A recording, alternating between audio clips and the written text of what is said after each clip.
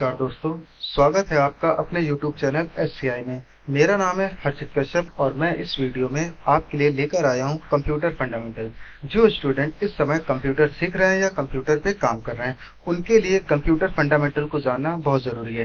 Fundamental का मतलब होता है हम जिस डिवाइस या मशीन पे काम कर रहे हैं उसकी कुछ बेसिक नॉलेज रखना, उसके बारे में जानना। और इस वीडियो में मैं आपको कंप्यूटर से जुड़ी कुछ बेसिक नॉलेज के बारे में बताना चाहूँगा। सो स्टार्ट करते हैं आज का ये वीडियो। एक कंप्यूटर फंडामेंटल में आपको कुछ इतने पॉइंट्स क्लियर होने चाहिए। पहला, इंट्रोडक्शन ऑफ कंप्यूटर यानी कंप्यूटर है क्या, उसका मीनिंग क्या और उसका यूजर क्या है। नेक्स्ट, जनरेशन ऑफ कंप्यूटर यानी कंप्यूटर की कितनी जनरेशन होती है। यहाँ मैं इसको थोड़ा क्लियर कर देता हूँ। जनरेशन का मतलब होता है टाइम के अकॉर्डिंग किसी भी डिवाइस में जो हमारे चेंजेस आते हैं, बदलाव आते हैं, उन्हें कहा जाता है जनरेशन। और अगर हम कंप्यूटर सीख रहे हैं तो हमें ये पता होना चाहिए कि कंप्यूटर की अब तक कितनी जनरेशन आई है और हम कंप्यूटर की किस जनरेशन में वर्क कर रहे हैं। नेक्स्ट, टाइप्स ऑफ कंप्यूटर यानी कंप्यूटर कितने प्रकार के होते हैं और हम किस टाइप के कंप्यूटर को यूज करते हैं। नेक्स्ट आता है आपका पार्ट्स ऑफ कंप्यूटर यानी कंप्यूटर के कितने भाग हैं। उसके बाद है आपका working devices of computer.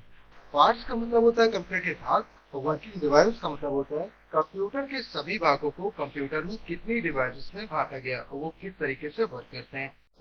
Next आपका आता है data processing of computer. Data का मतलब होता है जिस प्रकार कॉपी में अगर हम कोई वर्क करते हैं उस वर्क को कहा जाता है नोट या कंटेंट। सेम बेसिस पे कंप्यूटर में हम जितना भी वर्क करते हैं उस पूरे वर्क को कहा जाता है डेटा। तो जिस तरह हमें ये पता होता है कि कॉपी में जो नोट्स लिखे जा रहे हैं पेन पेंसिल से लिखे जा रहे हैं, माइंड से वो प्रोसेस होता है, कॉपी पे वो चीज दिखता है। ठीक उसी तरीके हमें कंप्यूटर के बारे में भी पता होना चाहिए कि कंप्यूटर के अंदर हमारे डेटा की प्रोसेसिंग कैसे होती है, यानी कैसे वो लिखा जाता है, कहाँ पे वो दिखता है और कैसे वो एनालाइज होता है। देन नेक्स्ट आपका आता है कंप्यूटर सेटअप यानी कंप्यूटर को कैसे सेटअप किया जाता है, कैसे उसको असेंबल किया जाता है और कैसे उसको ऑर्गेनाइज किया जाता है। बात करते हैं सबसे पहले इंट्रोडक्शन में आज के समय में कंप्यूटर की सबसे सिंपल डेफिनेशन है कि computer is an electronic device, a machine that can store data, find and arrange data, calculate amounts and control other machine। यानी कंप्यूटर एक ऐसी इलेक्ट्रॉनिक डिवाइस है जो हमारे डेटा को स्टोर करता है, फाइंड करता है, अरेंज करता है और कैलकुलेशन करने का काम करता है। इसके साथ साथ अदर मशीनों को भी कनेक्ट करता है जहाँ पे ऑनलाइन डेटा सेंड करना, रिसीव करना एंड ट्रांसफर करना है।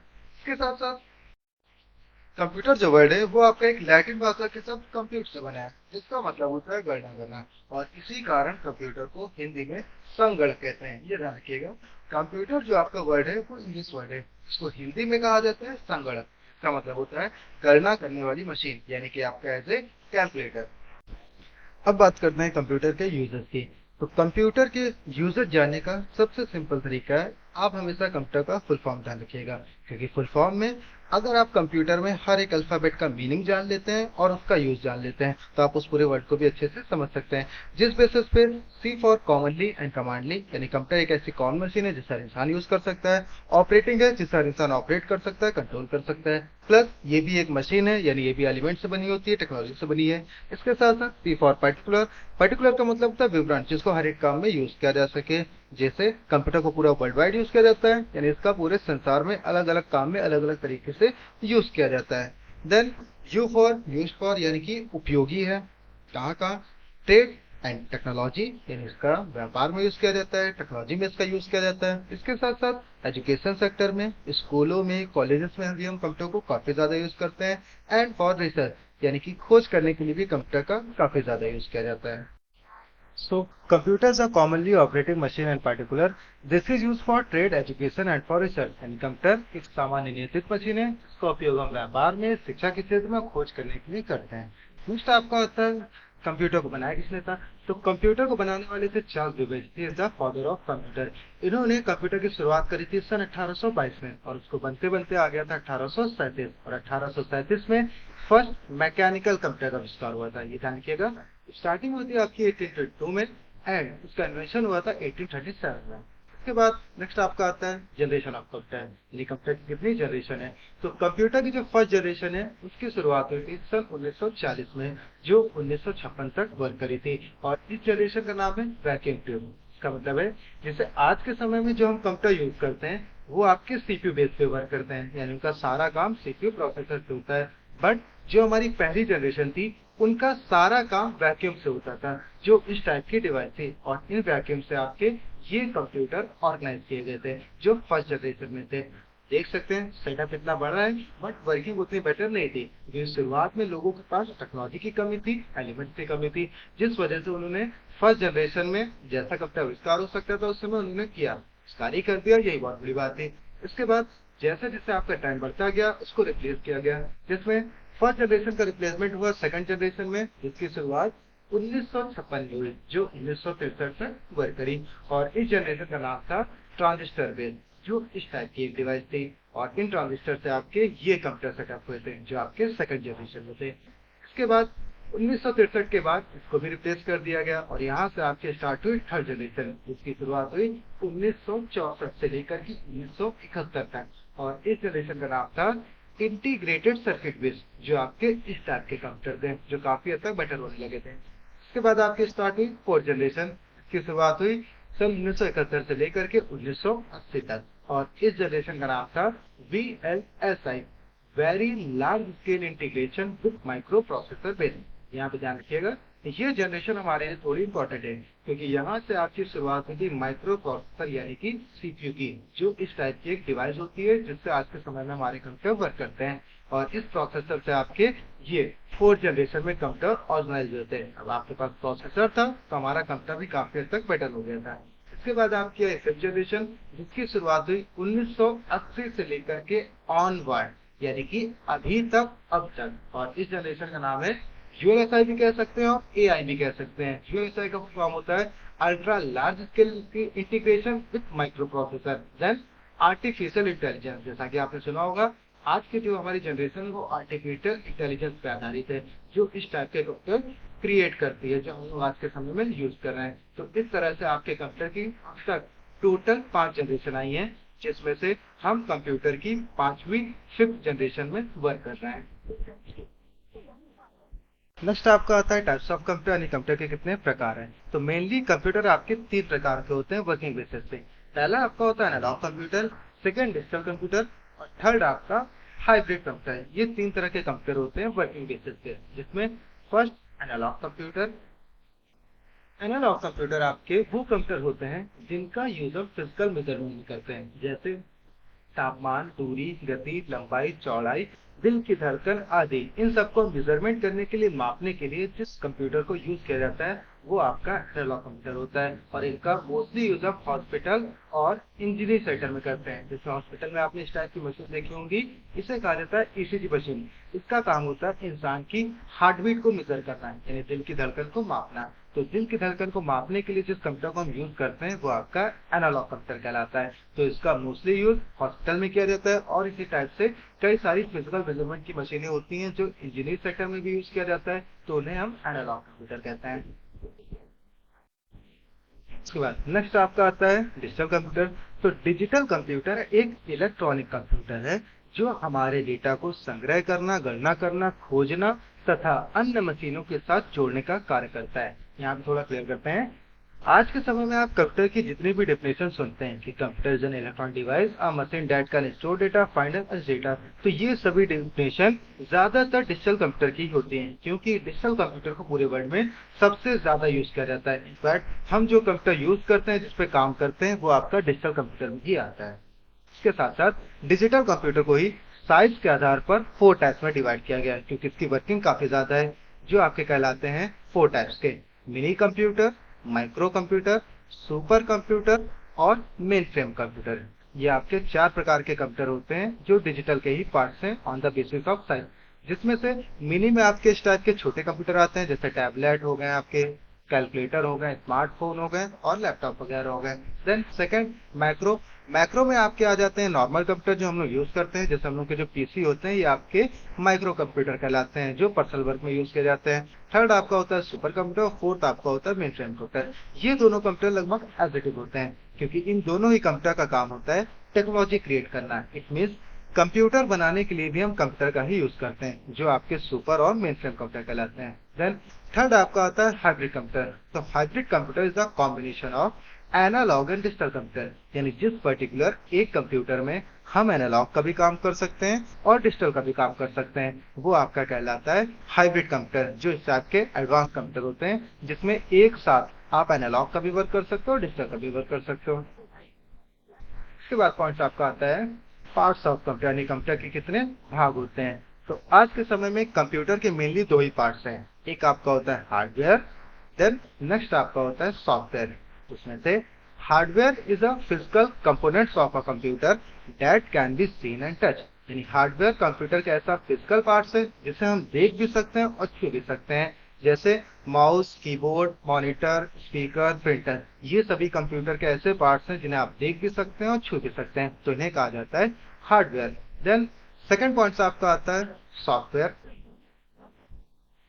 Software is a set of program that we can only see can't touch, यानी सॉफ्टवेयर कंप्यूटर का एक ऐसा सेट प्रोग्राम है जिसे हम देख भी सकते हैं। इसके साथ साथ कंप्यूटर में सॉफ्टवेयर भी आपके टू टाइप्स के होते हैं, एक आपका होता है सिस्टम सॉफ्टवेयर और एक आपका होता है एप्लीकेशन सॉफ्टवेयर, जिसमें से System software is designed to operate and control computer. It is main software of computer because without system software, computer can't work.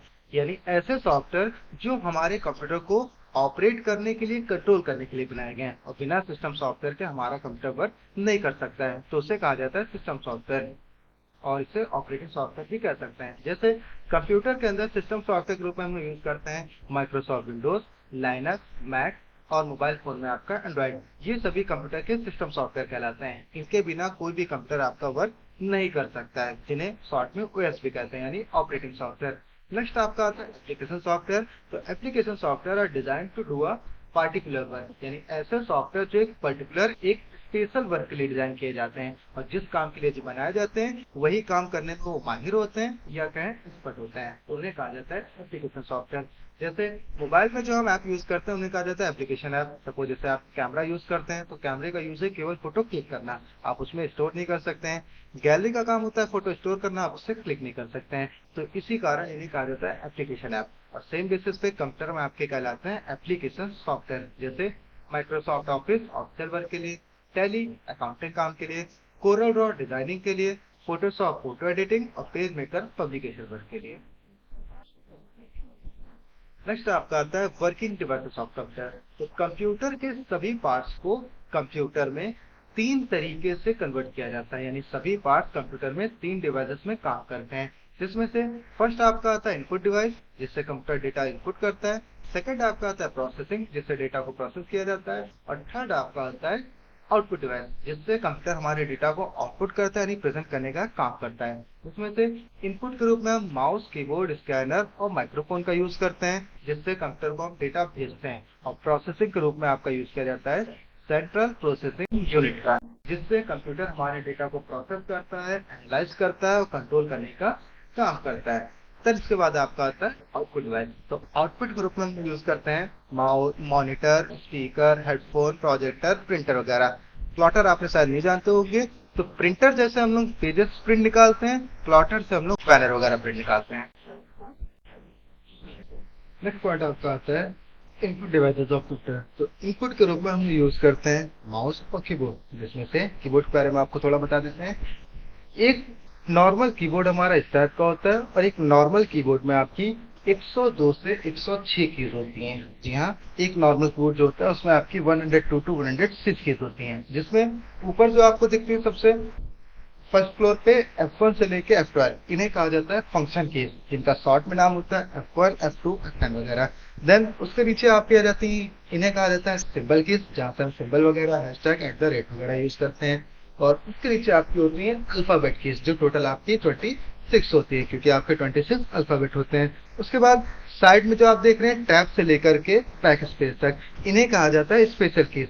Special keys भी कह सकते हैं और डबल कीज भी कह सकते हैं, क्योंकि इनको हम हर सॉफ्टवेयर पे अलग अलग तरीके से यूज करते हैं। उसके बाद ये आपकी कहलाती हैं arrow keys, up, down, left और राइट। इसके ऊपर आपकी आ जाती हैं नेविगेशन कीज, जिनको हम सॉफ्टवेयर वाइज यूज करते हैं, जैसे डिलीट करना, home page, end page. Then right side, इन्हें कहा जाता है नंबर कीज, जहां से हम नंबर यूज करते हैं।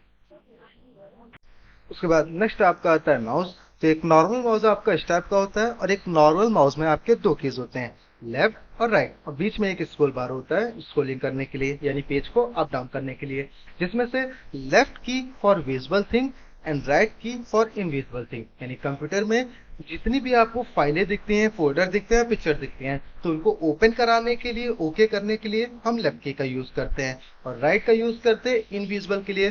सपोज जैसे आपको रिफ्रेश वगैरह करना है या न्यू फोल्डर बनाना है या कॉपी कट पेस्ट करने हैं, तो ये सभी ऑप्शन हमें कंप्यूटर में नहीं दिखते हैं, तो इनको ओपन कराने के लिए हम राइट का यूज करते हैं। इसके बाद नेक्स्ट आपका आता है प्रोसेसिंग डिवाइस ऑफ कंप्यूटर। तो प्रोसेसिंग के रूप में हम लोग यूज करते हैं सीपीयू का, सेंट्रल प्रोसेसिंग यूनिट, जिसे कहा जाता है ब्रेन ऑफ कंप्यूटर। यानी जिस तरह इंसान को चलने के लिए, कंट्रोल करने के लिए एक ब्रेन की जरूरत होती है, ठीक उसी तरीके कंप्यूटर को भी चलने के लिए, ऑपरेट करने के लिए एक ब्रेन की जरूरत होती है। और ब्रेन के तौर पे कंप्यूटर में वर्क करता है आपका सीपीयू, जिसे सेंट्रल प्रोसेसिंग यूनिट कहा जाता है। इसके बिना हमारा कंप्यूटर किसी काम का नहीं।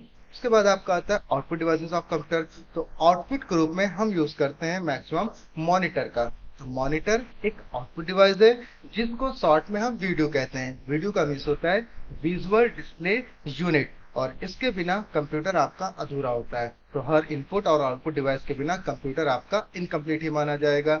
यह आउटपुट को अपने स्क्रीन पर सॉफ्ट कॉपी के रूप में दिखाता है। इट मीन्स जैसे कॉपी में अगर हम कोई वर्क करते हैं तो व्हाइट पेज पे पूरा विजुअल हमें क्लियर दिख रहा होता है, ठीक उसी तरीके कंप्यूटर में आप जितना भी वर्क करते हो आपको फुल स्क्रीन पे क्लियर विजुअल के साथ पूरा आउटपुट दिख रहा होता है। इसके साथ साथ हम जो मॉनिटर यूज करते हैं, तो मॉनिटर में भी टाइम के अकॉर्डिंग कई सारे चेंजेस आए हैं, बदलाव आए हैं। जैसे आज से काफी साल पहले इस टाइप के मॉनिटर यूज किए जाते थे। इन्हें कहा जाता था CRT monitor, cathode ray tube. यहाँ पे क्या था, शुरुआत में जब ये मॉनिटर आते थे बहुत पहले, तो ये ब्लैक एंड व्हाइट आते थे। उसके बाद कलर में भी आए, बट उनकी पिक्चर क्वालिटी उतनी ज्यादा बेटर नहीं थी। इसके बाद देखने पे आपको लग सकता है इनका बॉडी शेप कितना बड़ा है। बॉडी शेप इतना बड़ा है तो इसका वेट भी काफी ज्यादा होता था, यानी ये हैवी वेट के होते थे। प्लस इनकी पिक्चर क्वालिटी भी डल थी। इसके साथ साथ ये पावर भी ज्यादा कंज्यूम करते थे, यानी ये बिजली ज्यादा खाते थे। इसके बाद इसको आगे फिर रिप्लेस किया गया, जिसमें सीआरटी का रिप्लेसमेंट हुआ सेकंड मॉनिटर एलसीडी से, लिक्विड क्रिस्टल डिस्प्ले। यहाँ पे क्या था, सीआरटी में हमें जो जो कमियां दिखी उनको हमने एलसीडी से रिप्लेस किया। जैसे एलसीडी का अगर हम डिस्प्ले साइज की बात करें तो नॉर्मली एलसीडी आपकी होती है 2.5 से 3 इंच की, यानी काफी ज्यादा थिन है। प्लस इसकी जो पिक्चर क्वालिटी होती है वो सीआरटी के मुकाबले बहुत ज्यादा बेटर है, यानी इस पे आपको जो आउटपुट होता है, जो विजुअल होता है, काफी बेटर दिखता है। इसके साथ साथ एलसीडी आपकी काफी ज्यादा लाइट वेट होती है, यानी ये हल्की होती है। प्लस ये पावर भी कम कंज्यूम करती है, यानी आपका बिजली का बिल बचाती है। इसके बाद अगर आप इस समय कोई भी नया मॉनिटर परचेस करते हैं तो वहां पे आपको सबसे पहले ये मॉनिटर दिखाया जाएगा, एलईडी मॉनिटर, जो आपके लेटेस्ट चल रहा है, लाइट एमिटिंग ब्राइट। यहाँ पे क्या है, अभी तक हम लोग एलसीडी यूज करते थे जो बेटर थे, बट अब अगर आप एलईडी यूज करेंगे तो आपको उसमें एलसीडी से भी बेटर एक्सपीरियंस मिलने वाला है। क्योंकि एलईडी की अगर हम डिस्प्ले साइज की बात करें तो नॉर्मली एलईडी आपकी 1.5 से 1 इंच की होती है, जो काफी थिन होती है। प्लस ये काफी ज्यादा लाइट वेट भी होती है। उसके बाद नेक्स्ट आपका आता है डेटा प्रोसेसिंग ऑफ कंप्यूटर। तो डेटा प्रोसेसिंग में कंप्यूटर के अंदर हमारे डेटा की प्रोसेसिंग कैसे होती है, कैसे वो कंट्रोल होता है, कैसे एनालाइज होता है। तो डेटा प्रोसेसिंग में आपके सेम तीनों पार्ट काम करते हैं। इनपुट डिवाइस से डेटा भेजा जाता है, प्रोसेसिंग का वो डेटा प्रोसेस होता है, और आउटपुट डिवाइस पे वो डेटा में आउटपुट होता है, रिप्रेजेंट होता है। जिसमें से इनपुट और आउटपुट तो आपकी डायरेक्ट काम करती हैं, बट प्रोसेसिंग डिवाइस आपकी 3 पार्ट में काम करती है। पहला, कंट्रोल यूनिट, जो डेटा को कंट्रोल करने का काम करता है, किस टाइप का डेटा उसको कहाँ भेजना है, कहाँ रखना है, ये सारा काम सीयू यानी कंट्रोल यूनिट का होता है। सेकंड आपका पार्ट होता है एएलयू, अर्थमेटिक लॉजिक यूनिट, जिसका काम होता है डेटा को कैलकुलेट करके आंसर निकालना। यानी जब हम कंप्यूटर में किसी भी टाइप से कैलकुलेशन में देते हैं तो वो सेकंड पार्ट से हमारा होता है एएलयू से, जो उसका लॉजिकली आंसर निकालता है। देन थर्ड पॉइंट आपका होता है एमयू, मेमोरी यूनिट, जहां पे हमारा डेटा स्टोर होता है, होल्ड होता है। तो शुरुआत इनपुट डिवाइस के थ्रू डेटा भेजा जाता है, और वो डेटा इनपुट के थ्रू सबसे पहले जाता है सीयू में, जो डेटा को कंट्रोल करने का काम करता है। उसके बाद सीयू उसको ट्रांसफर करता है एलयू के पास, जहां पे हमें उसका लॉजिकली आंसर मिलता है, और आंसर मिलने के बाद वो हमारा एमयू में स्टोर होता है, और वापस सीयू उसको अपने पास कंट्रोल कर लेता है और उसका आउटपुट कर देता है। और आउटपुट हमारा नॉर्मली मॉनिटर और प्रिंटर पे करता है। तो इस तरीके से इन तीनों पार्ट के थ्रू कंप्यूटर के अंदर हमारी पूरी डेटा प्रोसेसिंग होती है। उसके बाद आपका आता है कंप्यूटर सेटअप, यानी कंप्यूटर को हम कैसे सेटअप करते हैं, कैसे उसको असेंबल किया जाता है। तो कंप्यूटर में एक्सटर्नली यानी बाहर से आपको कुछ नए पार्ट दिखते हैं, जिसमें से मॉनिटर, कीबोर्ड, माउस, ये सब आपके वही पार्ट्स हैं जो भी आपको बताया। इसे कहा जाता है यूपीएस। इसका फुल फॉर्म होता है अल्ट्रा पावर सप्लाई। इसका काम होता है कंप्यूटर के अंदर जो हमारी सप्लाई जा रही है, जो करंट जा रहा है, उस करंट को कंट्रोल करने के लिए हम इसका यूज करते हैं। जिस तरह एसी, टीवी और फ्रिज में स्टेबलाइजर का यूज किया जाता है, सेम काम के लिए कंप्यूटर में यूपीएस का यूज किया जाता है। उसके बाद नेक्स्ट आपका आता है, इसे कहा जाता है वीजीए केबल। वीजीए जो आपकी कहलाती है वीडियो ग्राफिक एरे, जिसको सीपीयू से मॉनिटर में कनेक्ट किया जाता है। यानी मॉनिटर पे जो आपको स्क्रीनिंग दिख रही है, जो डिस्प्ले दिख रही है, वो इसी वीजीए केबल की वजह से दिख रही है। तो ये आपकी एक आउटपुट केबल कहलाती है।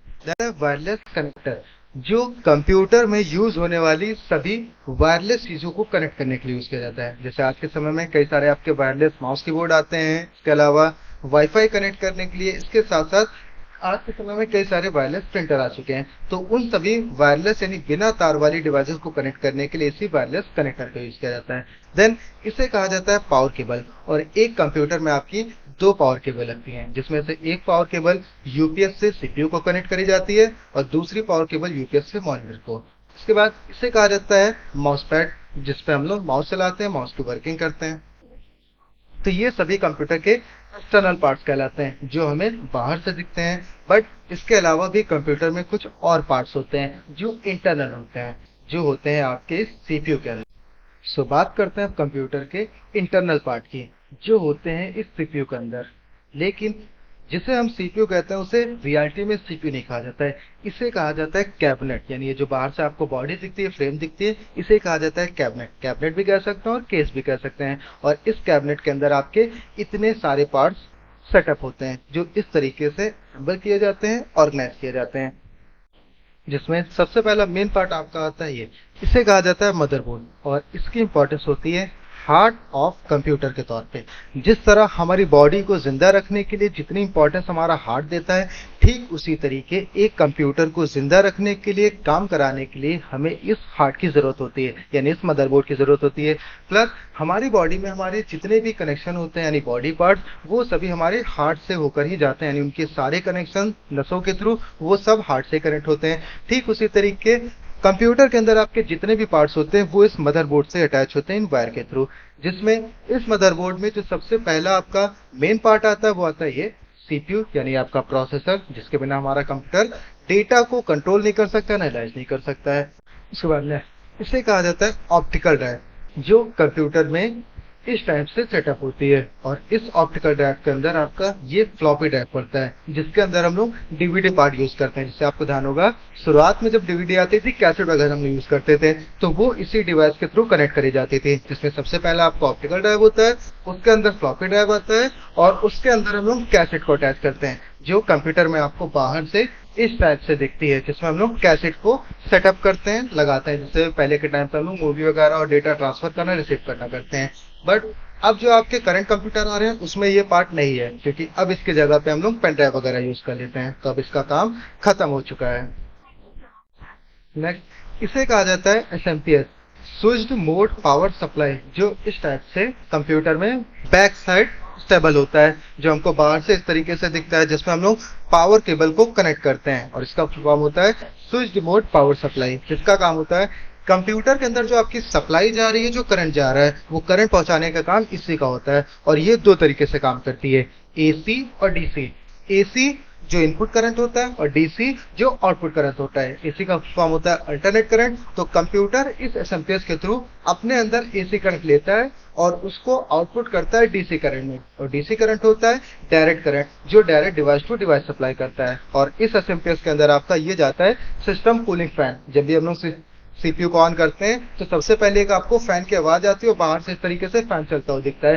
तो ये आपका होता है एसएमपीएस फैन, जो सिस्टम को सप्लाई पहुंचा रहा होता है। उसके बाद ये आपकी कहलाती है हार्ड डिस्क, और इसे कहा जाता है रैम। और रैम और हार्ड डिस्क क्या होती हैं, ये आपका एक्सप्लेन कर देते हैं। रैम और हार्ड डिस्क जो होती हैं, ये हमारी एक तरह की मेमोरी होती हैं। जैसे कंप्यूटर में जो आपकी मेमोरी होती हैं, वो टू टाइप्स की होती हैं। एक आपकी होती है प्राइमरी मेमोरी, और एक आपकी होती है सेकेंडरी मेमोरी। जिसमें से प्राइमरी जो होती है वो कंप्यूटर की मेन मेमोरी होती है, और सेकेंडरी जो होती है वो सेकेंड पार्टी में आ जाती है, यानी डेटा स्टोर करने के लिए। जिसमें से प्राइमरी में हम लोग यूज करते हैं रैम, रैंडम एक्सेस मेमोरी, रोम, रीड ओनली मेमोरी, जो कुछ इस टाइप से होती हैं। और सेकेंडरी में आपकी आती है तीन, HDD यानी hard disk drive, SSD solid state drive और PD पेन ड्राइव, जिसमें से पेन ड्राइव तो ऑप्शनल होती है जिसको हम डेटा का बैकअप लेने के लिए या डेटा को सेंड करने के लिए यूज करते हैं, बट कंप्यूटर में कंपलसरी होती है आपकी दो, हार्ड डिस्क और SSD। इन दोनों में से चाहे तो आप एक का यूज कर सकते हैं, अदरवाइज आप दोनों का भी यूज कर सकते हैं, जिसमें से डिफरेंस ध्यान रखिएगा प्राइमरी और सेकेंडरी में। प्राइमरी मेमोरी से हमारा कंप्यूटर चलता है, यानी कंप्यूटर की जो वर्किंग है, जो डेवलपमेंट है, जो प्रोसेसिंग है, वो प्राइमरी की मेमोरी की वजह से होता है। और सेकेंडरी के अंदर हमारे कंप्यूटर का डेटा स्टोर होता है, यानी कंप्यूटर में जितनी भी आप फाइलें स्टोर करते हैं, सेव करते हैं, वो सेकेंडरी मेमोरी की वजह से होती हैं और उसी के अंदर होती हैं, जिसमें से सेकेंडरी मेमोरी को अगर आप निकाल लेंगे तो उस डेटा को आप दूसरे कंप्यूटर में भी चला सकते हैं, बट अगर आपने प्राइमरी निकाला तो उससे आपका कंप्यूटर ऑन ही नहीं होगा, वर्क ही नहीं करेगा। तो दोनों ही मेमोरी एक दूसरे के लिए बहुत ज्यादा इंपॉर्टेंट है। तो अब बात करते हैं कंप्यूटर को सेटअप करने के लिए। एक कंप्यूटर को सेटअप करने के लिए सबसे पहले आप देख लीजिए कौन से पार्ट को किस तरीके से रखा जाता है और कैसे असेंबल किया जाता है। सबसे पहले आपका आ जाता है, इसे कहा जाता है पावर केबल, जो भी आपको बताया था, जिसमें एक कंप्यूटर में आपकी दो पावर केबल होती हैं, एक आपकी मॉनिटर के लिए होती है और एक CPU के लिए। तो सबसे पहले पावर केबल का ये जो आगे का कनेक्टर होता है, जो ब्लैंक कनेक्टर, उसको इस तरीके से मॉनिटर के पीछे कनेक्ट किया जाता है, और ये 3 पिन वाला प्लग होता है, इसको हम सप्लाई में कनेक्ट करते हैं। तो इसको ध्यान रखिए, ये मॉनिटर के पीछे आपका एक ऐसा कनेक्टर होता है, इसमें पिन करना है इस टाइप से। तो जो आगे का 3 पिन वाला कनेक्टर होता है, इसको हम या तो मेन सप्लाई से कनेक्ट कर सकते हैं या यूपीएस से भी कनेक्ट कर सकते हैं। उसके बाद दूसरी पावर केबल आ जाएगी जो सीपीयू में कनेक्ट करी जाएगी। सीपीयू में भी सेम, ये जो आपको आगे ब्लैंक वाला दिख रहा है पिन, उसको सीपीयू में इस कनेक्टर में कनेक्ट किया जाता है जो आपका एसएमपीएस से अटैच होता है। तो इसको इसमें पिन करना है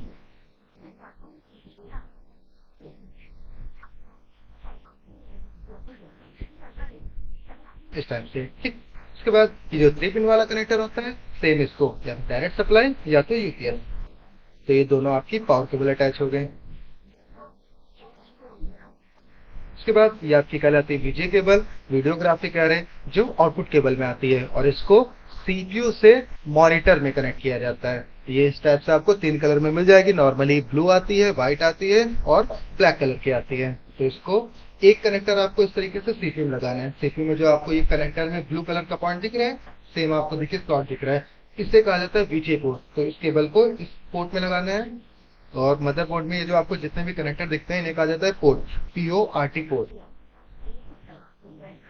और दूसरे कनेक्टर को मॉनिटर पे कनेक्ट करना है। मॉनिटर में ध्यान रखिएगा 2 पोर्ट होते हैं, एक आपका पावर केबल का था जिसमें हमने पावर केबल अटैच करी, और दूसरा आपका इस टाइप से वीजे पोर्ट होता है।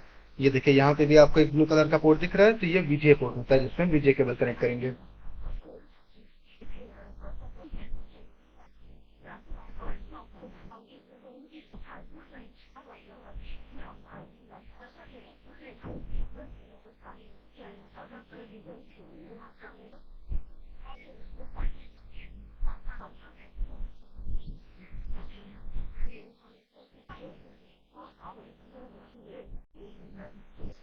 उसके बाद आपका आ जाएगा माउस और कीबोर्ड। तो माउस और कीबोर्ड कनेक्ट करने के लिए सेम आपको सीपीयू में ही कनेक्ट करना है। तो ये जो कीबोर्ड के आगे के जो आपको पिन दिख रहा है कनेक्टर, इसे कहा जाता है यूएसबी पोर्ट, जिसका फुल फॉर्म होता है यूनिवर्सल सीरियल बस। और सीपीयू में आपको 2 तरीके से माउस कीबोर्ड कनेक्ट करने पड़ेंगे, जिसमें ऊपर जो आपको ये 2 सर्कल वाले पॉइंट दिख रहे हैं, इन्हें कहा जाता है PS2 पोर्ट। जो पहले के टाइम पे आपके टीवीएस के कीबोर्ड आते थे, उसको कनेक्ट करने के लिए इस पोर्ट का यूज किया जाता था। बट अब जो आपके नॉर्मल कीबोर्ड आते हैं, वो आपके यूएसबी फॉर्मेट में होते हैं, तो उनको कनेक्ट करने के लिए यूएसबी पोर्ट का यूज किया जाता है। जो नॉर्मली आपको हर कंप्यूटर में 4 से 8 पोर्ट मिल जाएंगे, 2 आगे की तरफ होते हैं और 4 से 6 आपके पीछे होते हैं। तो एक में आपको माउस कनेक्ट करना है और एक में आपको कीबोर्ड कनेक्ट करना है, इस तरीके से। तो ये माउस कीबोर्ड आपका कनेक्ट हो गया। उसके बाद अब यूपीएस की बारी आ जाएगी। तो यूपीएस में नॉर्मल जो आपका यूपीएस होता है इस टाइप का होता है, और एक यूपीएस में अगर आप नॉर्मली लेंगे तो आपको 3 तरीके के कनेक्टर मिल जाएंगे, यानी उसमें 3 सॉकेट होते हैं। एक में आप सीपीयू की पावर केबल कनेक्ट कर सकते हैं, दूसरे में मॉनिटर की, और तीसरा आपको एक एक्स्ट्रा मिल जाएगा कि इन फ्यूचर आप कभी अगर प्रिंटर वगैरह कनेक्ट करना चाहें तो आप इस तरीके से तीसरे कनेक्टर का यूज कर सकते हैं। तो एक पावर केबल आपकी आ जाएगी यूपीएस टू मॉनिटर वाली और दूसरी यूपीएस टू सीपीयू वाली। उसके बाद यूपीएस की जो मेन वायर होती है यानी मेन सप्लाई, उसको आपको डायरेक्ट सप्लाई से कनेक्ट करना है, जहां से आपका करंट आ रहा है घर में। तो इस तरीके से ये आपकी मेन सप्लाई से कनेक्ट हो गया। अब इसको ऑन करते हैं। सबसे पहले आपको मेन सप्लाई ऑन करनी है। उसके बाद आपको इस टाइप से यूपीएस का जो आगे बटन होता है पावर बटन, उसको ऑन करना है। यूपीएस को ऑन करने के बाद आपके दोनों डिवाइसेस सप्लाई आ जाएगी। उसके बाद सीपीयू में अगर आप आगे की तरफ देखेंगे आपको एक बड़ा सा बटन दिखता है, इसे कहा जाता है पावर बटन। इस बड़े से बटन को आपको प्रेस करना है और इस बटन को प्रेस करने के बाद मिनिमम आपका 5 से 15 सेकंड का कंप्यूटर टाइम लेता है ओपन होने पे। और ये जो आपके कंप्यूटर का ओपनिंग प्रोसेस होता है 5 से 15 सेकंड का, इसे कहा जाता है बूट, BOOT बूट। ये कंप्यूटर का ओपनिंग प्रोसेस कहलाता है। और ओपन होने के बाद कंप्यूटर में जो सबसे पहला आपको होम पेज दिखता है विंडोज का, उसे कहा जाता है डेस्कटॉप। ये कंप्यूटर का होम पेज कहलाता है। धन्यवाद दोस्तों हमारे साथ जुड़े रहने के लिए। वीडियो अगर पसंद आई हो तो हमारे चैनल को लाइक और सब्सक्राइब कर दो ताकि हमारी अगली वीडियो आप तक जल्द पहुंच सके। धन्यवाद। जय हिंद।